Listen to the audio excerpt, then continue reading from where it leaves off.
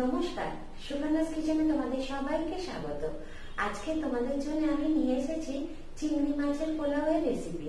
তো চলো কিভাবে বানাই সেটা একবার দেখে নাও। এসো তাহলে এই চিংড়ি মাছের পোলাও বানাতে আমাদের কি কি ইনগ্রেডিয়েন্টস লাগে আর আমরা কিভাবে বানাই সেটা একবার দেখে নাও। চিংড়ি মাছের পোলাও বানাতে আমার লাগবে বাসমতি চালের ভাত, যেটাকে আমি করে রেখেছি। একটু ভাতটা করার সময় জলেতে নুন দিয়ে ভাতটাকে ফুটিয়ে ফ্যান ঝেড়ে রেখেছি। আর লাগছে চিংড়ি মাছ, ধুয়ে ভালো করে নুন হলুদ মাখিয়ে ভেজে রেখেছি। এছাড়া আর লাগবে পেঁয়াজ কুচি, টমেটো বাটা, আদা বাটা, আর গুঁড়ো মশলার মধ্যে লাগবে আমার নুন, হলুদ, লঙ্কা গুঁড়ো, চিনি, কাজু, কিশমিশ। কড়াতে কিছুটা সাদা তেল দিয়ে দিয়েছি। এবারে এর ভেতরে আমি পেঁয়াজ কুচিগুলো দিয়ে দিলাম।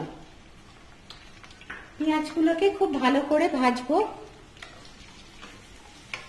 হাতে আমাদের যেহেতু সময় কম, তাই ছোট্টখাট্ট কিছু যদি টিপস তোমাদের দিয়ে দিই খুবই কাজে লাগবে।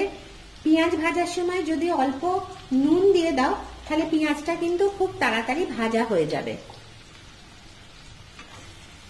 তোমাদের যদি আমার এই চিংড়ি মাছের পোলাওয়ের রেসিপি ভালো লাগে তো লাইক করবে, শেয়ার করবে আর কমেন্ট করে আমায় জানাবে কেমন লাগলো। আর আমার চ্যানেলকে সাবস্ক্রাইব করবে। সাবস্ক্রাইব করার পর যে ছোট্ট বেল আইকনটা আছে ওটা ক্লিক করে দেবে, তাহলে যে কোনো রান্নায় দিই না কেন সবার আগে তোমার কাছে চলে যাবে। দেখো পেঁয়াজটা আমার ভাজা হয়ে গেছে। এবারে আমি একে একে সব মশলাগুলো দেব। প্রথমে আদা বাটাটা দিলাম।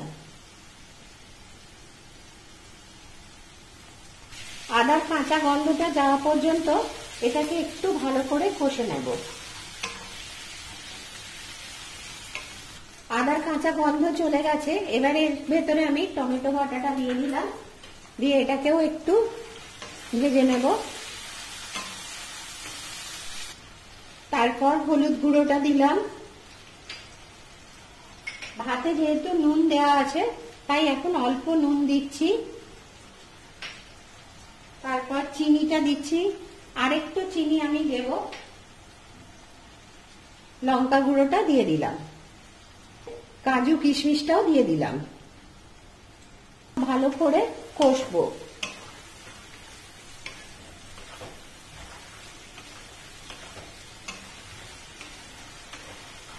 গরম মশলা গুঁড়ো দিয়ে দিলাম।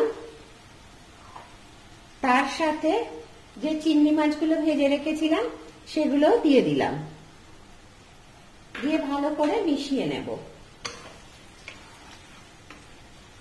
একটু জল দিয়ে দিচ্ছি। জল দিয়ে এটাকে একটু ভালো করে ফুটতে দেব।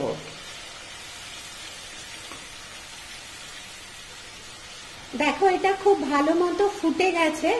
এবারে আমি যে ভাতটা করে রেখেছি সেই ভাতটা এর সাথে মিশিয়ে দিচ্ছি। এবার এগুলোটাকে ভালো করে মিশিয়ে নেব এর সাথে।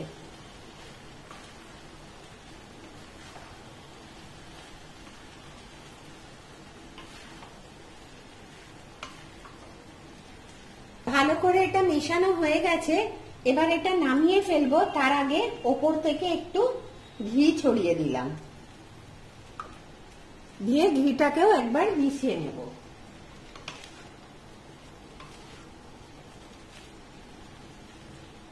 ব্যাস, চিংড়ি মাছের পোলাও আমার রেডি। এবার আমি গ্যাসটা অফ করে দিচ্ছি। চিংড়ি মাছের পোলাও আমার রেডি। গরম গরম পরিবেশন করো ডিমের কারির সাথে বা চিকেনের কোনো আইটেমের সাথে।